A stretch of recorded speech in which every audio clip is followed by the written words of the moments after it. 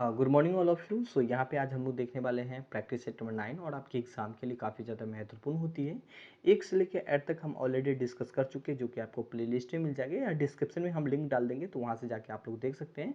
And आज का जो मैं मैक्सिमम जो क्वेश्चन लिया हूँ वो आप लोग का लिया हूँ शिक्षा से संबंधित लिया हूँ, मतलब हिस्ट्री, कुछ शिक्षा संबंधित हिस्ट्री हो, पॉलिटी हो, बेसिकली मैं ये क्वेश्चन कवर किया हूँ। और इन्हीं के साथ कुछ अल्टरनेट क्वेश्चन लिया हूँ। अल्टरनेट क्वेश्चन मैं इसलिए लिया हूँ आपके एग्जाम में, ये नहीं कि सारा हिस्ट्री पॉलिटी, कुछ ऐसे भी क्वेश्चन दिखेगा जो कभी आप सोचे भी नहीं होंगे, कभी देखे भी नहीं होंगे, ठीक है। तो इस टाइप का भी हम कुछ क्वेश्चन लिए, हाल ही का हम कल भी आप लोग को प्रैक्टिस सेट प्रोवाइड कराने वाले हैं। तो देखने वाले हैं पहला क्वेश्चन, और निम्नलिखित में से कौन सा विषय समवर्ती सूची में है। बेसिकली कृषि, शिक्षा, पुलिस और या रक्षा। तो इसका आंसर क्या हो जाएगा, बी।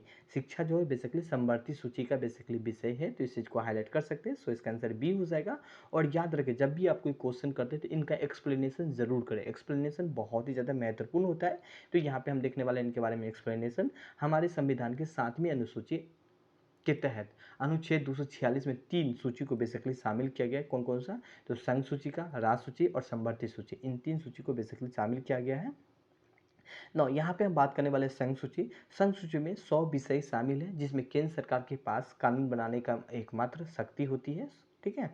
तो हाईलाइट कर सकते हैं। नौ राज्य सूची, जिसमें 61 विषय हैं शामिल हैं, और इससे संबंधित राज्य सरकार के पास कानून बनाने का अधिकार है। नौ यहाँ पे हम बात करने वाले समवर्ती सूची। समवर्ती सूची में टोटल 52 विषय शामिल है, जिसमें केंद्र सरकार और राज्य सरकार दोनों मिलकर बेसिकली कानून बनाने का अधिकार है समवर्ती सूची में। और शिक्षा भी है बेसिकली समवर्ती सूची का ही एक विषय है, तो इस चीज़ को थोड़ा सा हाईलाइट कर सकते हैं। और एक्सप्लेनेशन आप लोग ज़रूर पढ़ें ना। क्वेश्चन यहाँ पे हम बात करें ना, देखो इसी क्वेश्चन से, यहाँ से एक्सप्लेनेशन से ही बेसिकली ये क्वेश्चन बना है। यहाँ पे आप देख सकते हैं ना। क्वेश्चन यहाँ पे हम बात करें शिक्षा, जो प्रारंभ में राज सूची का विषय था और उसे समवर्ती सूची में बेसिकली कर दिया गया। कब, कौन से संविधान संशोधन के तहत, 24वें संविधान संशोधन, या यहाँ पे बात करें 42वें संशोधन, या 25वें संविधान संशोधन, या 44वें संविधान संशोधन। तो इसका आंसर क्या हो जाएगा, बी हो जाएगा। 42वें संविधान संशोधन के तहत बेसिकली जो शिक्षा था प्रारंभ में, वो राज सूची का ही विषय हुआ करता था। मतलब शिक्षा से संबंधित जो भी कानून बनाने का अधिकार था वो केवल राज्य सरकार के पास था, बट अब नहीं, अब उसे समवर्ती सूची में कर दिया गया है। मतलब राज्य और केंद्र दोनों मिलकर बेसिकली इसका कानून बनाएगा, ठीक है।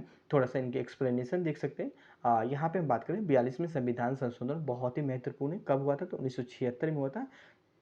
में राज सूची के विषय को कुछ हटाकर समवर्ती सूची में बेसिकली जोड़ दिया गया है, जिसके कारण से राज सूची में 66 से घटाकर 61 विषय बेसिकली कर दिया गया, तथा समवर्ती सूची में 47 विषय पहले था और अब जाके कितना हो गया, 52 विषय बेसिकली हो गया है। तो इस चीज़ को हाईलाइट कर सकते हैं आप। कौन कौन सा विषय को राज सूची से हटा के समवर्ती सूची में कर दिया गया, जैसे कि शिक्षा, न्याय, ठीक है, और जनसंख्या नियंत्रण, वन, जानवर, पक्षी। तो काफ़ी सारे ऐसे विषय हैं जिन्हें क्या कर दिया, राज सूची से हटा के समवर्ती सूची में कर दिया गया, ठीक है। तो हाईलाइट कर सकते हैं ना। यहाँ पे हम बात करने वाले question number 3, and question number 3 है 86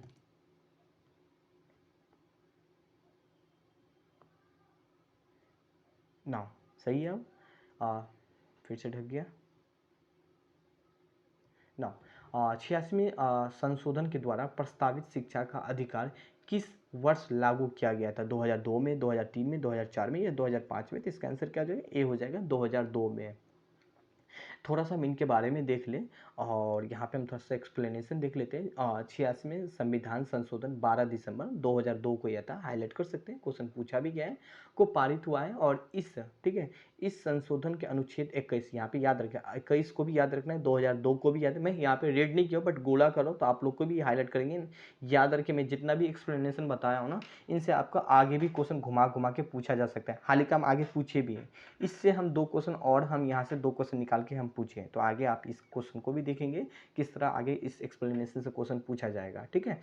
अनुच्छेद 21 के तहत 6 से लेकर 14 वर्ष के आयु के वर्ग के सभी बच्चों को राज्य को मौलिक अधिकार के रूप में प्राथमिक शिक्षा को मुफ्त में देने का प्रावधान किया गया है। और ये बेसिकली ये जो संविधान था अटल बिहारी वाजपेयी के समय में लाई गई थी, ठीक है। तो इस चीज़ को थोड़ा सा हाईलाइट कर सकते हैं, यहाँ पे काफ़ी महत्वपूर्ण है ये।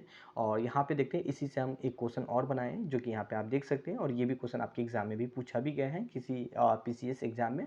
भारतीय संविधान संशोधन करके शिक्षा का अधिकार कब जोड़ा गया था, 1 अप्रैल 2010 को, 1 अगस्त 2010 को जोड़ा गया था। ये यहाँ पे हम बात करें 1 अक्टूबर 2010 को जोड़ा गया था ना। यहाँ पे हम बात करने वाले हैं 1 दिसंबर 2010 को जोड़ा गया था। तो इसका आंसर क्या हो जाएगा, यहाँ पे इसका जो आंसर हो जाएगा 1 अप्रैल 2010 हो जाएगा। सो इसका आंसर ए हो जाएगा यहाँ पे, ठीक है। अब थोड़ा सा हम देख लेते हैं, सेम ही है एक्सप्लेनेशन। नौ 46वें संविधान संशोधन अधिनियम 2002 में बेसिकली आया था, और बेसिकली द्वारा संविधान के भाग 3 में एक नया अनुच्छेद बेसिकली जोड़ा गया था, ठीक है। और जिसके अनुसार राष्ट्र में 6 से लेकर 14 वर्ष की आयु के सभी बालकों को निःशुल्क और अनिवार्य शिक्षा की व्यवस्था कर दिया गया था। और इसी अनुक्रम में यहाँ पे मेंशन है, मैं आगे बता देता हूँ, इसी अनुक्रम में जो बेसिकली शिक्षा का अधिकार अधिनियम 2019 में बेसिकली संविधान में पारित किया था। और यहाँ पे बात करें जिसे कब लागू किया गया था, तो 1 अप्रैल 2010 को लागू किया था, ठीक है। तो ये सारा बात को थोड़ा सा हाईलाइट कर सकते हैं। नो यहाँ पे हम बात करने वाले question number 4, and question number 4 basically मैं बात करूँ, किस संविधान संशोधन शिक्षा के अधिकार का प्रदान करने वाला एक नया अनुच्छेद 21, जो कि हम पीछे एक्सप्लेनेशन में डिस्कस कर चुके हैं, संविधान में जोड़ा गया था। तो 50वें संविधान संशोधन में, या 46वें संविधान संशोधन में, या 88वें संविधान संशोधन में, या 89वें संविधान संशोधन में। तो इसका आंसर क्या हो जाएगा, बी हो जाएगा, ठीक है। तो इस चीज़ को हाईलाइट कर सकते हैं। 46वें संविधान संशोधन में बेसिकली अनुच्छेद 21 को बेसिकली मतलब 21A को जोड़ा गया था, तो हाईलाइट कर सकते हैं। ना यहाँ पे इस संविधान संशोधन काम क्या था, तो बेसिकली शिक्षा को अधिकार प्रदान करने के लिए, ठीक है। नाउ यहाँ पे अच्छा नेक्स्ट क्वेश्चन देखते हैं। अच्छा, आप लोग पेड ग्रुप नहीं ज्वाइन है तो आप लोग ज्वाइन कर सकते हैं, इसमें ये मेरा व्हाट्सअप नंबर है, मेरी टीम से कांटेक्ट करके आप बात कर सकते हैं, ठीक है, और ज्वाइन कर सकते हैं। नाउ यहाँ पे हम बात करने वाले हैं question number 5, and question number 5 हम देखते हैं।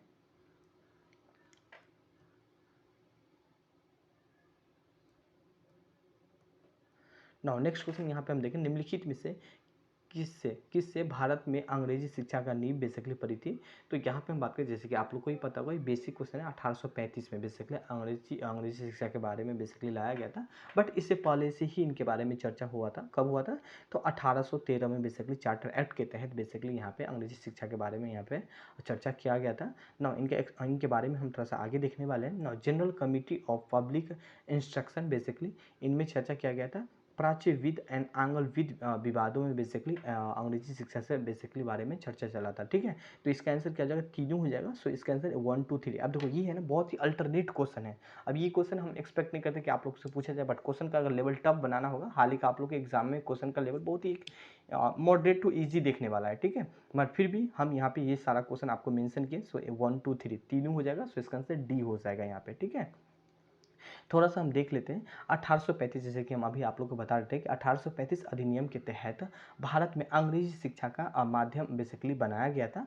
हाल ही का ये सारा 1813 से ही बातचीत चालू हो गया था। 1813 में ब्रिटिश के संसद के द्वारा पारित किया था चार्टर अधिनियम। याद रखिए, चार्टर अधिनियम के तहत शिक्षा का विकास प्रतिवर्ष, शिक्षा के विकासों के लिए प्रतिवर्ष 1 लाख रुपया का बेसिकली क्या कर दिया जाएगा, अनुदान बेसिकली प्रदान किया जाएगा। मतलब अनुदान मतलब पैसा 1 लाख रुपया दिया जाएगा, और उन्हें बोला जाएगा कि आप जो भी अंग्रेजी शिक्षा है उन्हें विकास कीजिए, ठीक है।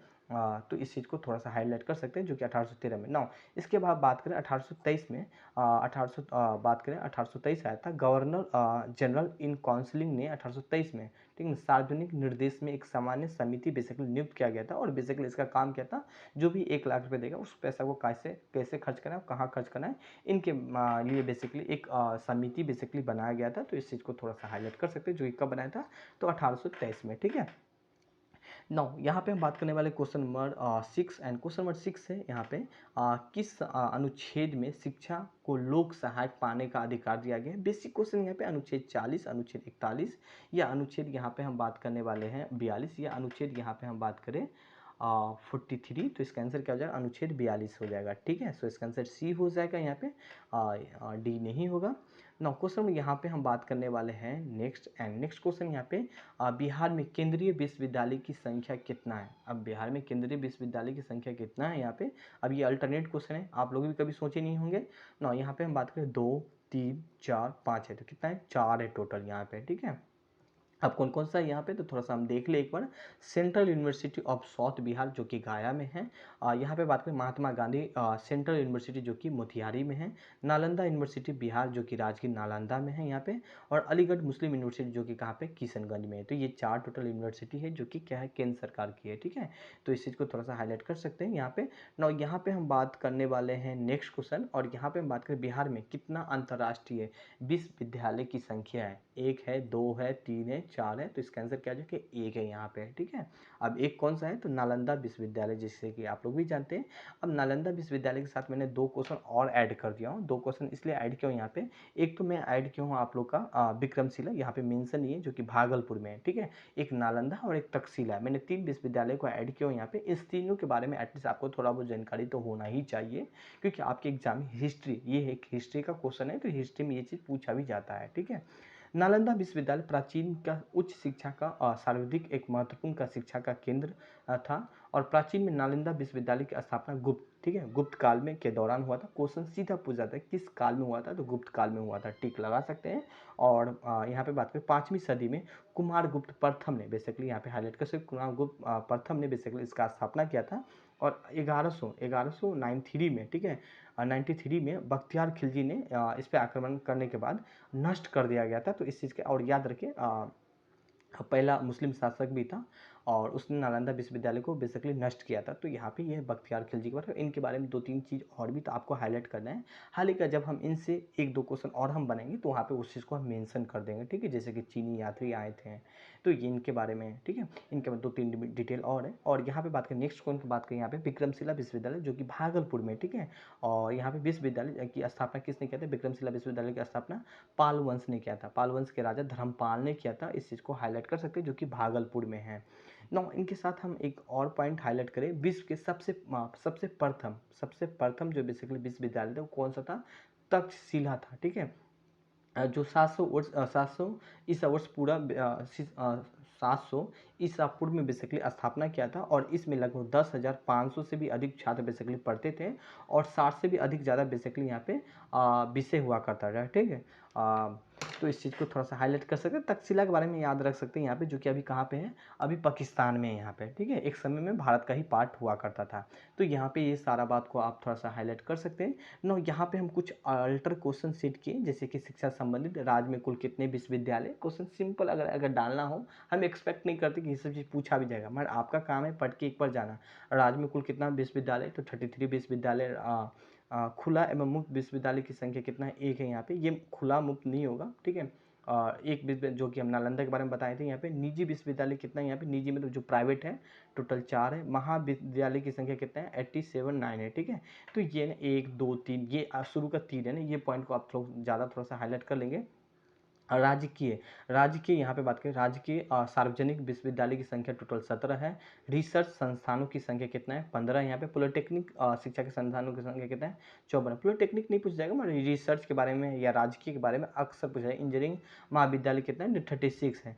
तो अगर आप पॉलिटेक्निक और इंजीनियरिंग को आप नहीं ध्यान रखेंगे, बट रिसर्च के बारे में, राजकीय के बारे में आप लोग ज़रूर जान लेंगे। और आगे ऊपर का जो 2-3 पॉइंट है, ये आप ज़रूर एटलीस्ट 1-2 बार पढ़ लेंगे जब क्वेश्चन अल्टर डालने का मन होगा। आयोग नहीं डालते, हालांकि ये क्वेश्चन सेट करवाते हैं, प्रोफेसर ही सेट करते हैं। तो उस अकॉर्डिंग जब क्वेश्चन को अल्टर सेट करना होगा तो ये सब क्वेश्चन भी आप लोग को दे सकते हैं, ठीक है। सो आज के लिए बस इतना ही। हम लोग कल फिर मिलेंगे नेक्स्ट वीडियो में नेक्स्ट टॉपिक के साथ। So thank you. अगर आप लोग पेड ग्रुप ज्वाइन होना चाहते हैं तो मेरे व्हाट्सअप का नंबर डिस्क्रिप्शन में भी होगा, तो वहाँ से भी आप मेरी टीम से कॉन्टैक्ट करके बात कर सकते हैं। Bye bye, have a nice day.